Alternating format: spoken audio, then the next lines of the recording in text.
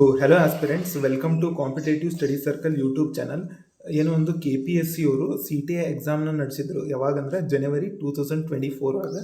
So ಅದರದ್ದು compulsory Kannada ಎಕ್ಸಾಮದ್ದು result 2 weeks back ಅವರು ರಿಲೀಸ್ ಮಾಡಿದರು. ಆದರೆ ನಾವು ಸರ್ಟಿಫಿಕೇಟ್ ಡೌನ್ಲೋಡ್ ಮಾಡೋಕ್ಕೆ ಅವಕಾಶ ಇದ್ದಿದ್ದಿಲ್ಲ. ಸೊ ಯಾರೆಲ್ಲ ಕಂಪಲ್ಸರಿ ಕನ್ನಡ ಎಕ್ಸಾಮ್ನ ಪಾಸ್ ಆಗಿದ್ದೀರೋ ಅವರು ಸರ್ಟಿಫಿಕೇಟ್ನ ಡೌನ್ಲೋಡ್ ಮಾಡ್ಕೋಬೋದು. ಸೊ ನಾನು ಕಮೆಂಟ್ ಬಾಕ್ಸ್ ಒಳಗೆ ಒಂದು ಲಿಂಕ್ ಹಾಕಿರ್ತೀನಿ. ಆ ಲಿಂಕನ್ನು ಪ್ರೆಸ್ ಮಾಡಿದ ತಕ್ಷಣ KPSCಯ ಒಂದು ಹೋಮ್ ಪೇಜ್ ಓಪನ್ ಆಕೈತಿ. ಸೊ ನಾವಿಲ್ಲೇ ಲಾಗಿನ್ ಮಾಡ್ಬೇಕಾಕೈತಿ. ಸೊ ಲಾಗಿನ್ ಒಳಗೆ ಅಪ್ಲಿಕೆಂಟ್ ಲಾಗಿನ್ ಅಂತ ಹೇಳಿ ಬರ್ತೈತಿ.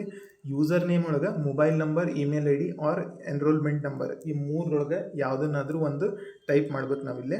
ಸೊ ನೆಕ್ಸ್ಟ್ ಪಾಸ್ವರ್ಡನ್ನು ಇಲ್ಲಿ ಟೈಪ್ ಮಾಡಬೇಕು. ನೀವು ಫಸ್ಟ್ ಅಟ್ ದಿ ಸ್ಟಾರ್ಟ್ ಏನು ಇಟ್ಟಿರ್ತೀರೋ ಆ ಪಾಸ್ವರ್ಡನ್ನ ಟೈಪ್ ಮಾಡಬೇಕು.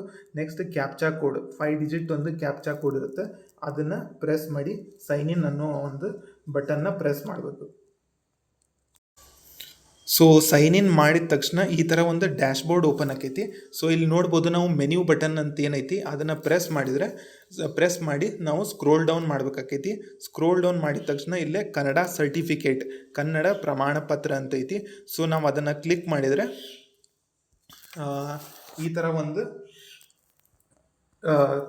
ಕನ್ನಡ ಕಂಪಲ್ಸರಿ ಸರ್ಟಿಫಿಕೇಟ್ ಅಂಥೇಳಿ ಇದು ಒಂದು ಬಾಕ್ಸ್ ಬರ್ತೈತಿ.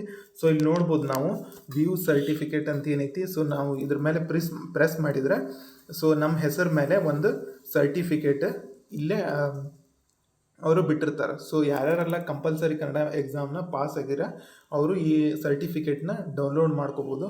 ಸೊ ಯಾರೆಲ್ಲ ಇನ್ನೂ ನಮ್ಮ ಚಾನಲ್ನ ಸಬ್ಸ್ಕ್ರೈಬ್ ಮಾಡಿಲ್ಲ, please do subscribe. Thank you.